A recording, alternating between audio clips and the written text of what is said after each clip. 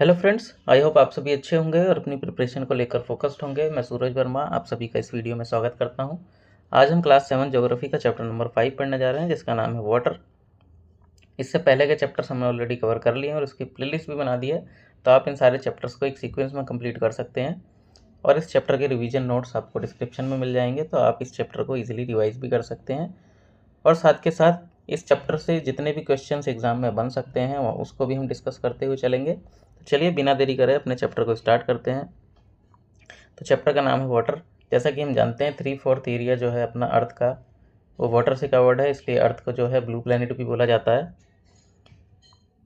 तो यहाँ कहा जा रहा है कि जब हम वाटर के बारे में सोचते हैं तो हमारे दिमाग में क्या इमेजेस बनती है। जैसे ही हम वाटर बोलते हैं तो हमारे दिमाग में रिवर्स की इमेज बन जाती है, वाटरफॉल्स की इमेज बनती है, बारिश में जो टप टप टप टप बारिश होती है उसकी इमेज बन जाती है। और बच्चों को बड़ा मज़ा आता है उसमें नाव चलाने में। और कुछ समय बाद देखोगे कि वो पानी गायब हो जाएगा, कहाँ चला जाता है, या तो वो पानी इवेपोरेट हो जाता है या फिर जो ग्राउंड है उसमें सिंक हो जाता है। तो the sun's heat cause evaporation of the water into vapours. Sun की जो हीट है उसकी वजह से जो वाटर है वो इवेपोरेट होकर वेपर्स में कन्वर्ट हो जाता है। और जब ये वाटर वेपर्स ठंडे हो जाते हैं तो ये आपस में कंडेंस हो जाते हैं और क्या फॉर्म कर लेते हैं, क्लाउड। जैसे हमने लास्ट चैप्टर्स में भी डिस्कस करा है कि जो सरफेस वाटर है उस पर जब सनलाइट पड़ती है, उस पर जब सनलाइट पड़ेगी तो वो हीट होगा। हीट होने के बाद उसका इवेपोरेशन का प्रोसेस स्टार्ट हो जाता है। और जब ये वाटर इवेपोरेट होकर ऊपर जाता है, क्योंकि जैसे जैसे ऊपर जाते हैं तो टेम्परेचर जो है वो कम होता जाता है, तो ऊपर जाने के बाद ये कंडेंस होना स्टार्ट हो जाता है और क्लाउड्स का फॉर्मेशन हो जाता है। और जब ये क्लाउड्स जो हैं इनकी होल्ड करने की कैपेसिटी ख़त्म हो जाती है, तब ये क्या करते हैं, प्रिसिपिटेशन कर देते हैं। वो चाहे वाटर की फॉर्म में हो, चाहे स्नो की फॉर्म में हो, चाहे स्लीट की फॉर्म में हो। ठीक है, तो वही हमसे कहा जा रहा है कि जब ये कंडेंस हो जाता है तो क्लाउड का फॉर्मेशन होता है। और जब ये नीचे गिरता है लैंड पर, सी पर, किसकी फॉर्म में, या तो रेन की फॉर्म में, या स्नो, या फिर स्लीट की फॉर्म में वापसी नीचे आ जाता है। तो the process by which water continuously changes its form and circulates between ocean, atmosphere and land is known as water cycle. तो यहाँ आपने देखा एक वाटर साइकिल क्रिएट हुआ, क्योंकि पहले देखोगे ग्राउंड वाटर या फिर सरफेस वाटर का एग्जांपल लिया हमने, फिर वो इवेपोरेट होके कहाँ गया, कंडेंसेशन हो गया, क्लाउड बन गया। क्लाउड बनने के बाद वो बारिश हो गई, दोबारा से वो सरफेस पे आ गया, तो एक साइकिल क्रिएट हो रहा है। तो वही जो प्रोसेस है जिसमें वाटर जो है कंटिन्यूसली अपनी फॉर्म को चेंज करता है और सर्कुलेट करता रहता है ओशियन से एटमॉस्फेयर में, है ना, उसके बाद दोबारा से लैंड में, तो इसी को वाटर साइकिल बोला जाता है। यहाँ एक इमेज देख सकते हो वाटर साइकिल की, कि ये जो सरफेस पे पानी बह रहा है, सरफेस रन ऑफ, उसी के साथ साथ यहाँ पे एक लेक या पॉन्ड दिया हुआ है, इसका वाटर ये क्या कर रहे हैं, दोनों चीज़ें एवेपोरेट हो रही हैं और ऊपर को जा रही हैं, कंडेंसेशन हो रहा है यहाँ पे। और उसके बाद प्रिसिपिटेशन में दोबारा से ये पानी की फॉर्म में नीचे आएगा और दोबारा से इसको रिफिल कर देगा। तो ये एक प्रोसेस है जो चलता रहता है हमेशा के लिए।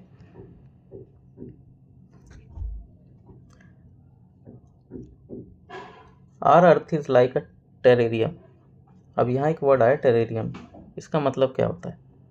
तो देखो टेरेरियम क्या है, it is an artificial enclosure for keeping small houses plants. Terrarium होता है, अगर आप अपने घर के अंदर किसी कांच के जार के अंदर या कांच की बोतल के अंदर अगर आप छोटे छोटे प्लांट्स लगाएंगे, ऐसे प्लांट्स जो कि ह्यूमिडिटी में जो है ग्रो करते हैं, तो ये जो आपने कांच के अंदर पौधा बनाया है, जो बगीचा सा बनाया है, इसी को टेरेरियम बोलते हैं। तो एक आर्टिफिशियल इनक्लोजर है जिसके अंदर हम छोटे जो स्मॉल प्लांट्स होते हैं उनको रखते हैं। नेक्स्ट एक एक्टिविटी दी है जिसमें आप खुद का टेरेरियम बना सकते हो। तो वही हमसे कहा जा रहा है कि अगर आप एक कांच का जार लीजिए, उसके अंदर 1/4 जो है उसके अंदर सॉइल भर दीजिए और उसको अच्छे से प्रेस कर दो। फिर उसमें हमको क्या करना है, कुछ ह्यूमस ऐड करना है उसके टॉप पे। उसके बाद जो प्लांट है उसको आपको प्लांट कर देना है, ठीक है। उसके बाद उसके ऊपर हम स्प्रे कर देंगे और जार को ऊपर से जब हम क्लोज़ कर देते हैं तो आप देखोगे कि जार क्लोज़ हो चुका है। अब इसके अंदर जो ह्यूमस था, जो वाटर इवेपोरेट होगा, वो वापस से दोबारा से कंडेंस होकर फिर इसके अंदर सर्कुलेट हो जाएगा। तो इससे होता क्या है कि हमको कई दिनों, कई महीनों तक बिना पानी डाले जो है प्लांट सर्वाइव कर सकते हैं, कई मंथ तक। Spray the arrangement with water and close the jar. The water that evaporates from the leaves and soil condenses and falls back in the form of drops of water. तो वही जो पानी आपने स्प्रे करा था वही बार बार क्या होगा, इवेपोरेट होगा, फिर दोबारा कंडेंसेशन होगा, फिर नीचे आएगा, फिर तो एक साइकिल सी क्रिएट हो जाती है, जैसे कि हमने वाटर साइकिल के बारे में पढ़ा था, जो कि अर्थ पे भी चलती रहती है। तो वही हमसे कहा जा रहा है कि जो अर्थ है वो भी टेरेरियन की ही तरह है, terrarium. The same water that existed centuries ago still existed today. तो आज से कई सेंचुरीज पहले जो पानी था वही पानी आज के समय पे वही है। The water use to irrigate a field in Haryana में have float down the Amazon river 100 years ago. तो आज मान लो आप किसी हरियाणा के किसी खेत के अंदर पानी सींच रहे हो, तो हो सकता है कि वो आज से कई सेंचुरीज पहले, कई शताब्दियों पहले अमेजन रिवर में वो पानी बहता हो। अमेजन रिवर कहाँ है? साउथ अमेरिका में। The major sources of fresh water are the rivers, ponds, springs and glacier. तो ये कुछ ऐसे सोर्सेज हैं जहाँ से हमको फ्रेश वाटर मिलता है, और दो ओशियन बॉडीज़ हैं और जो सीज़ हैं उनके अंदर सॉल्टी वाटर देखने को मिलता है। और सॉल्टी वाटर क्या होता है? उसके अंदर सॉल्ट कंटेंट बहुत ज़्यादा होता है, इसलिए हम उसको जो है ईजिली कंज्यूम नहीं कर सकते। ठीक है, अब यहाँ पे एक आपको ग्राफ एक मैप दे रखा है जिसके अंदर बताया world major seas, lakes and rivers. अब यहाँ हम लोग क्या करते हैं, जनरली पढ़ते हुए हम इन चीज़ों को स्किप कर देते हैं, बट रियलिटी क्या है कि यहीं से ही क्वेश्चन पूछे जाते हैं एग्ज़ाम में। जैसे यहाँ पहले हम सीक्वेंस में चलें तो सबसे पहले आप देखोगे यहाँ पे नॉर्थ अमेरिका कंटेंट है, यहाँ साउथ अमेरिका, यहाँ आपको अफ्रीका कंटेंट मिलेगा, यहाँ पे एशिया, और यहाँ पे आपको यूरोप, और उसी के साथ साथ नीचे आपको ऑस्ट्रेलिया देखने को मिलता है। नेक्स्ट हम देखते हैं मेजर रिवर्स और लेक्स कौन कौन सी है। जैसे नॉर्थ अमेरिका का हम एग्जांपल लें तो नॉर्थ अमेरिका में Great Bear Lake, Great Slave Lake, उसी के साथ साथ Lake Winnipeg, Lake Superior, Lake Huron, और ये मिसिसिपी रिवर। यहाँ से क्वेश्चन इस तरीके से पूछेगा कि आपसे एक लेक का नाम दे दिया जाएगा, ये पूछा जाएगा कि ये कहाँ पर लोकेटेड है। तो आपको याद रखना है नॉर्थ अमेरिका, एक रफ नोटबुक बनानी है या कहीं भी आपको नोट करना है कि नॉर्थ अमेरिका की ये जो सारी लेक्स हैं इनका नाम लिखना है और ये रिवर का नाम। फिर साउथ अमेरिका का क्या है? Amazon river. वैसे ही अगर हम अफ्रीका पे जाएँ तो यहाँ पे नाइजर रिवर है, नील रिवर है, और विक्टोरिया लेक है, उसी के साथ साथ कॉन्गो रिवर, ऑरेंज रिवर। इन सबको हमको लिखना है कि अफ्रीका के अंदर कौन कौन सी रिवर और लेक्स हैं। उसी के साथ साथ जब हम यूरोप के अंदर देखेंगे तो यहाँ पे टेनुबे रिवर, एशिया की बात करें तो गंगा रिवर, ब्रह्मपुत्र रिवर, वांगे रिवर, ये सारी एशिया की रिवर्स हैं। तो आपको कॉन्टिनेंट और उसके साथ साथ रिवर और लेक्स के नाम भी लिखने हैं। यहाँ देखोगे ऑस्ट्रेलिया के पास तो यहाँ पे डार्लिंग रिवर। ठीक है, लेक्स रिवर्स हमने देख लिए। अब कुछ सीज के बारे में बताया गया है, तो यहाँ पे आप याद रखना, यहाँ पे कैस्पियन सी है, Mediterranean Sea, Red Sea, Black Sea, Caspian Sea, Arabian Sea, Bay of Bengal, South China Sea, East China Sea, और यहाँ पे है कोरल सी। इन सब की लोकेशन आपको याद रखनी है। आगे बढ़े तब आता है डिस्ट्रीब्यूशन ऑफ वाटर बॉडीज़, कि ये जो अर्थ के ऊपर वाटर प्रेजेंट है वो डिफरेंट, उसका डिस्ट्रीब्यूशन किस तरीके से है, कि कहाँ पे किस फॉर्म में हमको पानी सबसे ज़्यादा मिलता है, किस फॉर्म में हमको कम मिलता है। जनरली हमको ऐसा लगता है सोच के कि सबसे ज़्यादा जो अर्थ के ऊपर पानी है वो ओशियन में है, वो बात तो सच है, बट हमको ऐसा लगता है कि उसके बाद रिवर्स में सबसे ज़्यादा पानी होगा, बट ये रियलिटी नहीं है। सबसे ज़्यादा तो पहले देखो, सबसे पहले कि 3/4 जो अर्थ का सरफेस है वो वाटर से कवर्ड है। If there is more water than land on this earth, why do we, मतलब ये कहा जा रहा है कि हमसे कि जब इतना पानी है हमारी अर्थ पे, 3/4 एरिया वाटर से कवर्ड है, तो फिर हम वाटर स्कैरसिटी से क्यों जूझ रहे हैं। तो हम सब लोग जानते हैं कि जो फ्रेश वाटर है उसकी क्वांटिटी बहुत ज़्यादा कम है, लगभग 97.3% जो वाटर है वो सलाइन वाटर है, और बाकी जो 2.7% वाटर बचा है वही हमारे पास फ्रेश वाटर है। और उसके अंदर भी ये डिस्ट्रीब्यूशन जो है ये एग्ज़ाम पर्सपेक्टिव से बहुत ज़्यादा इंपॉर्टेंट है, कि हमको याद रखना है कि जो 100% वाटर हमारी अर्थ पर अवेलेबल है उसमें कहाँ पे कितना परसेंट डिस्ट्रीब्यूशन है। जैसे ओशियन के अंदर 97.3% जो वाटर है वो ओशियन के अंदर है। नेक्स्ट यहाँ से सीक्वेंस हमको याद रखना है, सीक्वेंस कि सबसे ज़्यादा फ्रेश वाटर जो है कहाँ पे अवेलेबल है, तो सबसे ज़्यादा आइस कैप्स की फॉर्म में अवेलेबल है जो कि 2% है। नेक्स्ट क्या है, ग्राउंड वाटर 0.68%। उसके बाद फ्रेश वाटर में 0.009%। इनलैंड जो सीज़ हैं, जैसे अभी हमने देखा था कैस्पियन सी या सॉल्ट लेक्स, उनके अंदर 0.009%। यहाँ तक कि एटमॉस्फेयर के अंदर भी 0.0019% क्या है, वाटर का कंट्रीब्यूशन है। उसके बाद देखेंगे रिवर्स में 0.0001%। तो यहाँ से हमको क्या समझ में आया कि जो फ्रेश वाटर अर्थ के ऊपर अवेलेबल है उसमें सबसे ज़्यादा आइस कैप्स में अवेलेबल है, उसके बाद ग्राउंड वाटर जो है उसके अंदर अवेलेबल है, फिर लेक्स में, सीज़ में, एटमॉस्फेयर में, और सबसे ज़्यादा इनमें लास्ट में देखें तो 0.0001% क्या है, रिवर्स में है। हालांकि हम देखते हैं बड़ी बड़ी रिवर्स में इतने सारा पानी उसके अंदर बह रहा है, इतना स्पीड में पानी जा रहा है, हालांकि वो कितना परसेंट है, सिर्फ 0.0001%। तो ये हमको डिस्ट्रीब्यूशन याद रखना है, इसका सीक्वेंस याद रखना है। यहाँ एक वर्ड आया salinity. Salinity is the amount of salt in grams percent पर 1000 ग्राम्स ऑफ द वाटर। ये कहा जा रहा है कि सैलिनिटी का मतलब क्या होता है कि 1000 ग्राम जो वाटर है उसके अंदर कितना ग्राम जो है सॉल्ट है, उसको बोलते हैं सैलिनिटी। जैसे average salinity of the ocean is 35 parts पर 1000। तो एवरेज सैलिनिटी जो होती है एक ओशियन की, वो होती है 35 पार्ट्स पर 1000, यानी कि 1000 ग्राम जो वाटर है उसके अंदर लगभग 35 ग्राम जो है वो क्या होती है, एक एवरेज सैलिनिटी होती है। और सैलिनिटी का मतलब क्या है, amount of salt in grams present in 1000 grams. अब यहाँ डू यू नो में दे रखा है हमको कि डेड सी जो है इजराइल में है, उसकी सैलिनिटी 340 ग्राम है। अब सोचो कि एक एवरेज जो सी होता है, ओशियन होता है, उसकी सैलिनिटी कितनी होती है, खाली 35, और इसकी कितनी है, 340। इसकी वजह से swimmers can float in it because the increase salt content makes it dense. इसके अंदर इतना ज़्यादा सॉल्ट कंटेंट है कि इसकी डेंसिटी इतनी ज़्यादा हो गई है कि आप जब इसके स्विमर्स इसके अंदर उतरते हैं पानी के अंदर तो वो लोग डूबते नहीं हैं, ऊपर फ्लोट करते रहते हैं due to high density of water. आगे बढ़ें। Water is absolutely essential for survival. Water alone can quench our thirst when we are thirsty. Don't need to waste a precious resource when the water.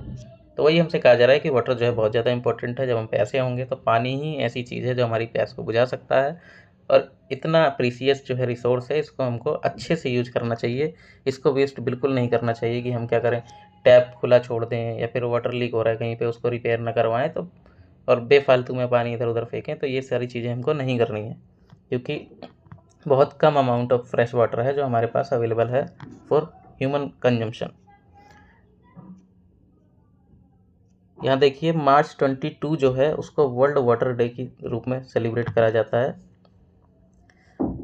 क्योंकि water को conserve और reinforce करने की बहुत ज़्यादा ज़रूरत है सब जगह। तो यहाँ पे हमको ये चीज़ याद रखनी है कि मार्च 22 जो है वर्ल्ड वाटर डे, इसको एज इट इज़ याद रखना है।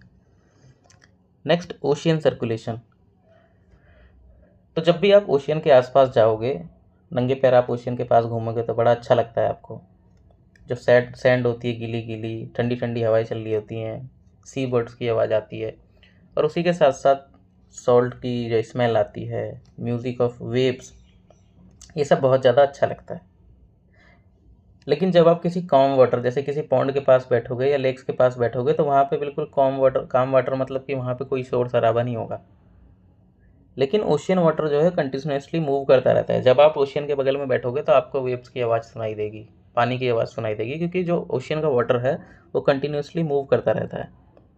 इट नेवर स्टिल, ये कभी भी एक जगह पर नहीं रहता। The movement that ocean in occur in ocean can be broadly categorized as waves, tides and currents। अब बेसिकली हमको क्या समझना है कि जो ओशियन का वाटर है वो कभी भी स्टिल नहीं रहता, वो हमेशा मूव करता रहता है। और उसके मूव करने के पीछे के 3 मुख्य कारण हैं। पहला होता है वेव्स, दूसरा होता है टाइड्स, तीसरा होता है करंट्स। अब इन तीनों को 1 बाय 1 हमको समझना है। सबसे पहले वेव्स के बारे में, फिर टाइड के बारे में, उसके बाद करंट्स के बारे में हम पढ़ेंगे। तो चलिए आते हैं अपना वेव्स पे। अब वेव्स देखो, वेव्स जनरेट क्यों होते हैं। वेव्स जो है, क्योंकि जो वाटर का सरफेस है ये जो वाटर का सरफेस है, इस पे जो ऊपर से एयर जाती है ना, एयर इसको स्ट्राइक करती हुई चलती है, और जब एयर इससे टकराती है, स्ट्राइक करती है, तो एयर की वजह से ही ये जो है वाटर के अंदर हमको ये ऐसे वेव्स देखने को मिलती हैं। तो waves are formed when winds scrap across the ocean surface. तो जब हवाएं क्या हैं, ओशियन के सरफेस से टकराती हैं, तो उसकी वजह से क्या होता है, वेव्स का फॉर्मेशन होता है। The stronger the wind blow the bigger the wave becomes. तो जितनी ज़्यादा तेज विंड्स चलेंगी उतनी ज़्यादा क्या है, वेव्स हमको देखने को मिलती हैं। आप देखोगे कि जब आप किसी ओशियन के बगल में आप खड़े हो और आप बॉल फेंक दो उसके अंदर, तो होगा क्या कि बॉल दोबारा से बीच की तरफ क्या है, खुद ही चली हुई आ जाएगी। It is fun to watch how the ball gets washed back to the shore by the waves, कि वेव्स क्या करेंगे, उसको दोबारा से शोर्स पे लाकर छोड़ देंगी। When the water on the surface of the ocean rises and falls alternately, they are called waves। तो वही है कि जब ये जो वाटर है ये ऊपर उठता है, नीचे जाता है, तो इसको वेव्स बोला जाता है। अल्टरनेटली, एक बार ऊपर एक बार नीचे, एक बार ऊपर एक बार नीचे, इस तरीके से मूव करता है। और क्यों करता है, तो मेन रीज़न जो है वो क्या है, हमारा जो विंड स्ट्राइक करती है उसको, इस वजह से। हालांकि और दूसरे रीजन्स भी है जहाँ पे बहुत ज़्यादा नुकसान पहुंचाने वाली वेव्स भी स्टार्ट हो जाती हैं। During a storm the wind blowing at very high speed from huge waves. जब कभी आंधी तूफान होता है, ऐसा मौसम होता है, स्टॉर्म वाली सिचुएशन होती है, तब ये वेव्स क्या हैं, बहुत ज़्यादा स्पीड में चलने लगती हैं, क्योंकि अभी हमने पढ़ा कि जितनी तेज़ हवाएं चलेंगी उतनी तेज़ जो है वेव्स होंगी, और इनकी वजह से बहुत ज़्यादा डिस्ट्रक्शन भी हो सकता है। और उसी के साथ साथ अगर अर्थक्वेक आ गया, जैसे कि हमने पढ़ा था कि जो क्रस्ट है उसमें आपको कॉन्टिनेंटल क्रस्ट भी देखने को मिलती है, उसी के साथ ओशियनिक क्रस्ट भी देखने को मिलता है। अब अगर मान लो इस ओशियनिक क्रस्ट के नीचे यहाँ पे अर्थक्वेक आ गया, यहाँ पे कोई वोल्केनिक इरप्शन हो गया, यहाँ पे लैंडस्लाइड हो गई, तो होगा क्या कि बहुत बड़ा ह्यूज अमाउंट ऑफ वाटर जो है एक साथ डिस्प्लेस होगा, और उसकी वजह से जो एनर्जी रिलीज होगी वो क्या करेगी, पूरा बहुत हाई लेवल की टाइड्स जनरेट करेगी, जिसको हम बोलते हैं सुनामी। आगे वही हमसे कहा जा रहा है कि अगर कोई अर्थक्वेक या वोल्केनिक इरप्शन या फिर अंडरग्राउंड लैंडस्लाइड, जिसकी वजह से लार्ज शिफ्ट होगा अमाउंट का ओशियन वाटर का, इसकी वजह से बहुत ह्यूज टाइड्स डेवलप होंगी, जिसको सुनामी बोला जाता है। और ये 15 मीटर जो है हाई हो सकती हैं। सोचो 15 मीटर कितना ज़्यादा होगा, कि आप सोचो समुद्र के बगल में आप खड़े हो, सी शोर पे आप खड़े हो, और आपको 15 मीटर ऊंची जो है वो पानी की लहर आती हुई दिख रही है आपकी तरफ, तो कितनी डरावनी सिचुएशन होगी। The largest tsunami ever measured was 150 metre. सोचो जो लार्जेस्ट सुनामी है वो 150 मीटर्स देखी गई है, मेजर करी गई है। These waves travel at a speed of more than 700 kilometres. इनकी स्पीड 700 किलोमीटर से भी ज़्यादा हो सकती है। The tsunami of 2004 caused widespread damage to the coastal areas of India। तो सुनामी जो 2004 के अंदर आई थी, उसकी वजह से इंडिया के अंदर बहुत ज़्यादा जो है डैमेज हुआ था। इंदिरा पॉइंट जो कि अंडमान निकोबार आइलैंड के पास है, वो सबमर्ज हो गई थी किसमें, सुनामी में।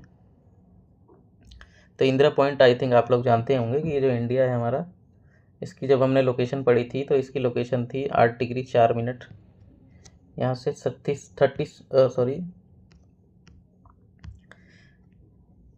ये कितना था, 8 डिग्री 4 मिनट से 37 डिग्री 6 मिनट।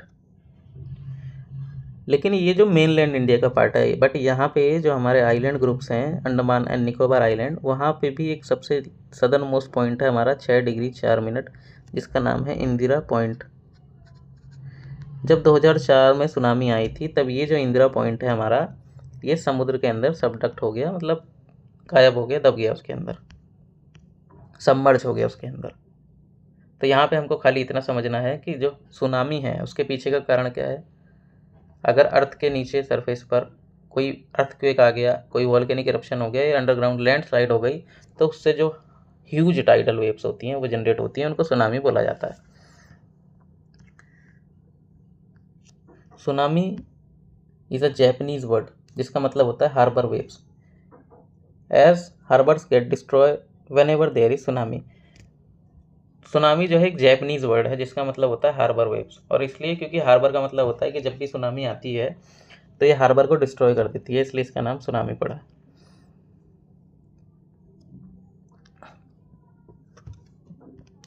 तो यहाँ लिखा है सुनामी द अर्थ पेंडेमोनियम, तो इसमें वही जो 2004 में सुनामी आई थी उसके बारे में लिखा हुआ है कि इंडियन ओशियन में 26 दिसंबर 2004 को क्या थी,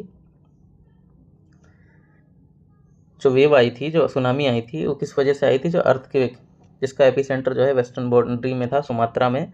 मैग्नीट्यूड जो है इसका कितना था, 9.0 ऑन रिक्टर स्केल। इससे आप समझ सकते हो कि कितना ज़्यादा हाई लेवल का अर्थक्वेक आया था। As the Indian plate went under the Burman plate, ये जो इंडियन प्लेट है और ये इधर बर्मन प्लेट है, क्या हुआ, इंडियन प्लेट बर्मन प्लेट आपस में सबडक्ट हो गई। There was a sudden movement of the sea floor causing the earthquake. तो इंडियन प्लेट जो थी, जैसे यहाँ से एग्जांपल के लिए समझिए, ये इंडियन प्लेट है और ये बर्मन प्लेट है।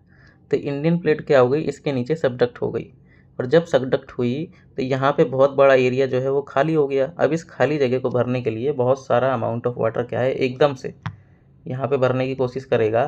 तो जो सी शोर था वहाँ से तो पहले पानी एकदम पीछे गया, क्योंकि इसको भरने के लिए पानी जो है यहाँ से खाली हो गया, और फिर जब दोबारा ये पानी वापसी आया तो इतनी ज़्यादा स्पीड में आया, इतनी ज़्यादा पावर के साथ आया कि इसने बहुत ज़्यादा नुकसान करा।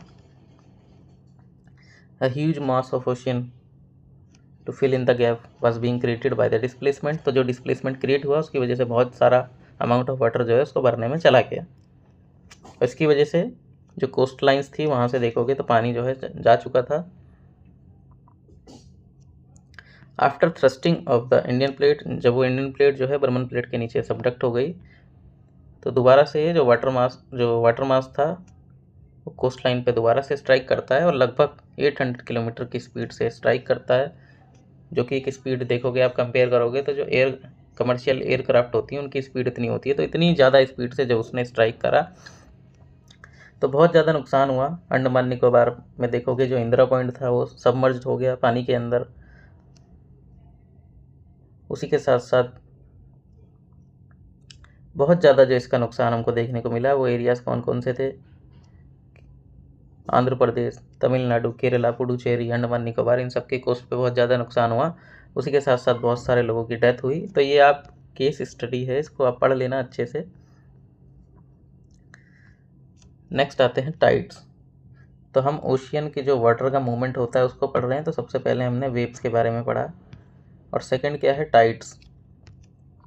अब ये टाइड क्या होता है, the rhythmic rise and fall of ocean water twice in a day is called tide. दिन में ये जो रिदमिक फॉल एंड राइज होता है कि एक बार पानी जो है वो ऊपर चला जाएगा, एक बार वही ओशियन का वाटर क्या है नीचे चला जाएगा, इसी रिदमिक राइज एंड फॉल को बोला जाता है tide. It is high tide when the water covers much of the shore by rising to its highest level. तो हाई टाइड कब होगा, जब जो शोर्स हैं, जो तट हैं, वहाँ पे सबसे ज़्यादा पानी हो जाएगा। या आप ऐसे समझ लो कि ये आपकी बाउंड्री है जहाँ पे आप लोग रहते हैं। तो यहाँ से आप समुद्र को देखोगे, सी को देखोगे, तो कभी ऐसा टाइम आएगा कि यहाँ तक इसका पानी भर जाएगा, कभी ऐसा होगा इसका पानी का लेवल यहाँ तक रहेगा। तो ये जो रिदमिक फॉल एंड राइज हो रहा है वाटर का, इसी को टाइड बोला जाता है। और जब हाई टाइड होता है तो जो सोर्स है उसमें मच ऑफ वाटर जो है वो कवर हो जाता है और अपने हाईएस्ट लेवल पर आ जाता है, जो ओशियन होता है। It is low tide when water falls to its lowest and recedes from the shore. और जब लो टाइड होता है तो जो ओशियन है, जो सी है, वो अपने लोएस्ट लेवल पर होता है।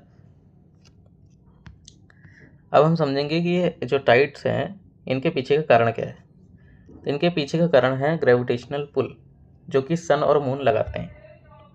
सन और मून की जो ग्रेविटेशनल पुल है उसकी वजह से ही ये जो हमारी अर्थ की सरफेस पर वाटर है, ये ग्रेविटी की वजह से इनकी तरफ पुल होते हैं। On the Earth's surface cause the tides. The water of the Earth closer to the moon gets pulled under the influence of the moon's gravitational force and cause high tide. तो जो water moon के contact में आता है, moon के पास होता है, जहाँ उसकी ग्रेविटी काम करती है, उसके इन्फ्लुएंस तक होता है, तो क्या करता है, मून उसकी तरफ अपनी तरफ खींचता है। During the full moon and new moon. देखो आपको मैं इसको इमेज के थ्रू समझाता हूँ कि यहाँ देखो इधर की तरफ सन है, ये क्या कर रहा है, जो वाटर है अर्थ के ऊपर इसको अपनी तरफ अट्रैक्ट कर रहा है, और इधर की साइड इस डायरेक्शन में मून है, ये इस तरफ को क्या कर रहा है, इस वाटर को खींचने की कोशिश कर रहा है। तो यहाँ पे होगा क्या कि ये दोनों आपस में, क्योंकि ये इधर की डायरेक्शन में इस पानी को खींचने की कोशिश कर रहा है, ये अपनी तरफ पुल कर रहा है, तो यहाँ पे हमको बहुत ज़्यादा जो है राइज देखने को नहीं मिलता, बहुत ज़्यादा राइज एंड फॉल देखने को नहीं मिलता पानी के अंदर, क्योंकि ये दोनों आपस में क्या कर रहे हैं, एक अलग अलग डायरेक्शन में फोर्स लगा रहे हैं। तो इस सिचुएशन को बोलते हैं नीप टाइड, और या यहाँ पे बोल सकते हैं हम लो टाइड। और दूसरा होता है स्प्रिंग टाइड, यहाँ पे हाई टाइड वाली सिचुएशन होती है। क्यों होती है अभी समझते हैं इसको, कि यहाँ पे देखो जब भी सन, मून और अर्थ जो है स्ट्रेट लाइन में आपको दिखेंगे, तो इस कंडीशन में हमेशा हाई टाइड वाली सिचुएशन होगी। तो यहाँ देखो मून और सन ये दोनों मिल के ग्रेविटी लगा रहे हैं एक तरफ को, तो यहाँ पे जो है हाई टाइड वाली सिचुएशन ज़्यादा देखने को मिलेगी। और यहाँ पे क्या है कि सन इधर लगा रहा है फोर्स, मून इधर लगा रहा है, तो यहाँ पे भी जो है अलग अलग सरफेस पे अलग अलग लगा रहे हैं, तो यहाँ पे भी हाई टाइड की सिचुएशन देखने को मिलेगी। तो यहाँ समझते हैं एक बार, during the full moon and new moon days the sun, moon and the earth are in the same line and the tides are highest. तो जब फुल मून या न्यू मून, जैसे कि ये वाली सिचुएशन और ये सिचुएशन होती है, यहाँ पे क्या होता है कि ये स्ट्रेट लाइन में होते हैं। During the full moon and new moon the sun, the moon and the earth are in the same line and the high tides are highest. These tides are called spring tides, but when the moon is in first and last quarter, the ocean waters get drawn in diagonally opposite direction by the gravitational pull of the sun and moon, resulting in low tides. तो जब अपने first, जैसे ये first quarter है, यहाँ पे third quarter होगा, जब इन कंडीशन में होती है तो यहाँ पे डायगोनली फोर्स लगती है, इसलिए यहाँ पे हमको लो टाइड देखने को मिलता है। यहाँ पे आप इस इमेज में देख सकते हो कि यहाँ पे क्या है, फर्स्ट क्वार्टर है, तो यहाँ अगर सन है, अगर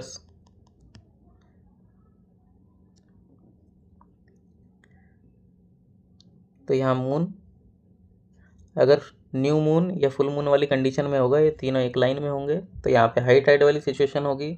वहीं अगर मून अपनी थर्ड क्वार्टर में या फिर फर्स्ट क्वार्टर में होगा, तो उस कंडीशन में जो है लो टाइड होंगे।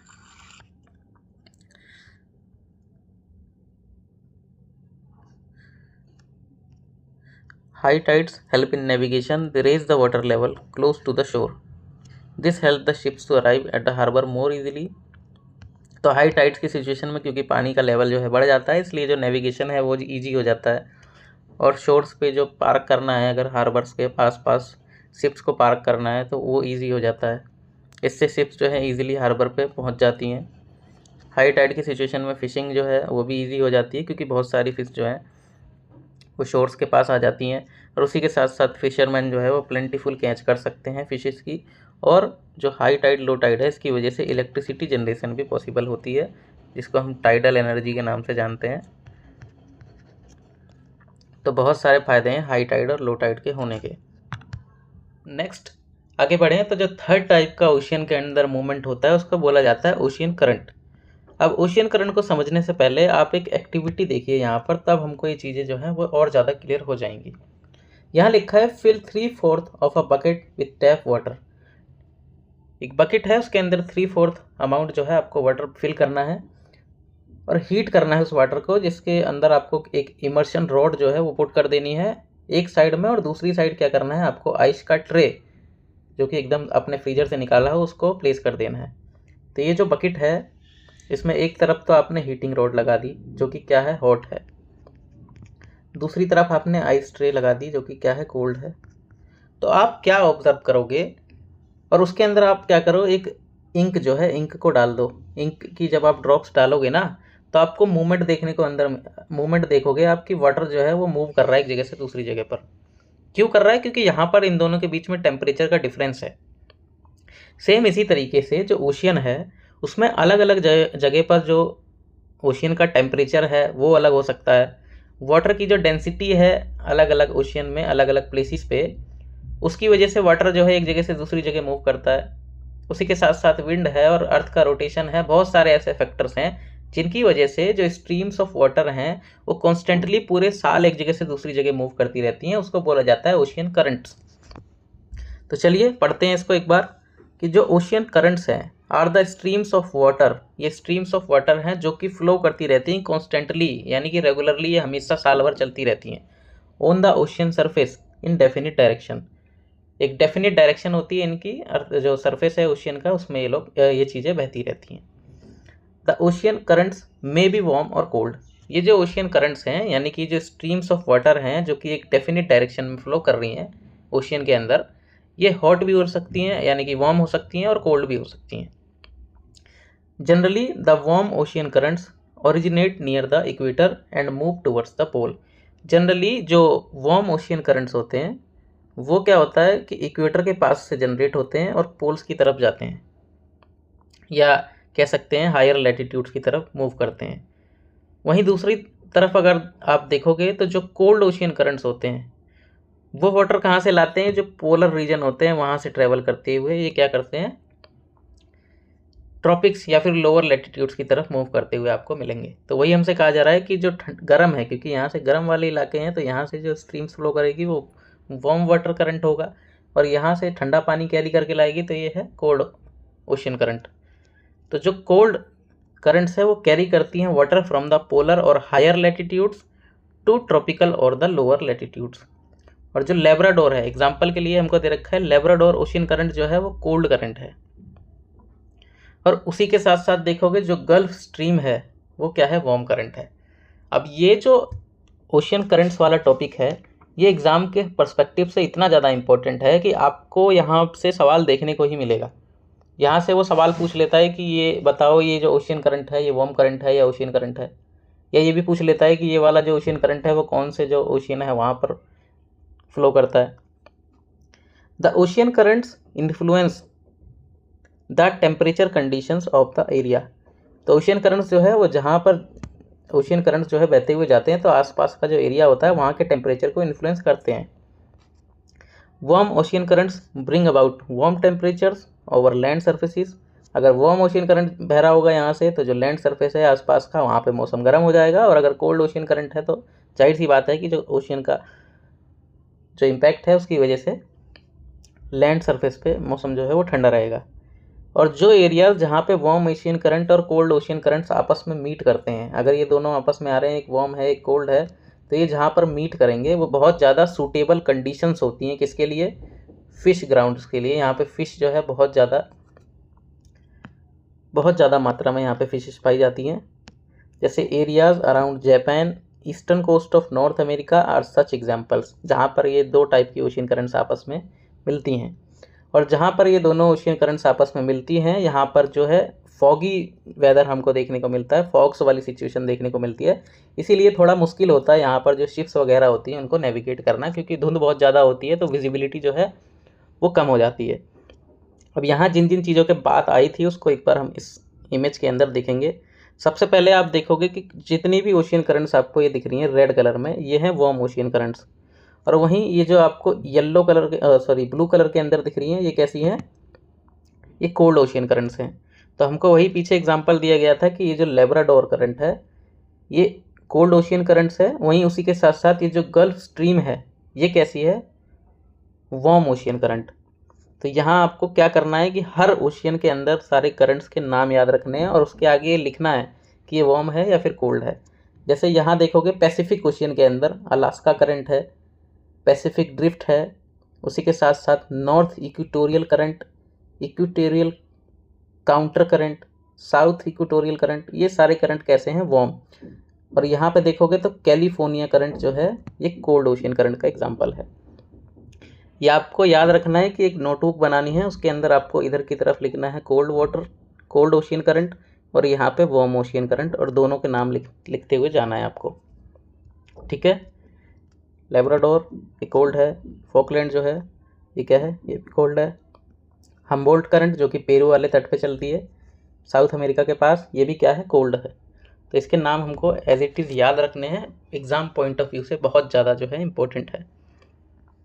और जहाँ पे ये दोनों आपस में मिलती हैं वो एरिया तो हमको पता है कि वहाँ पे फिशिंग ग्राउंड्स के लिए बहुत ज़्यादा हेल्पफुल होता है, जैसे कि जो नॉर्थ अमेरिका का जो कोस्ट था यहाँ पर, उसी के साथ साथ ये जो जापान के आसपास का जो इलाका था जहाँ पे करंट्स आपस में एक दूसरे से मिलते हैं, यहाँ पर बहुत अच्छी सिचुएशंस होती हैं फिशिंग के लिए।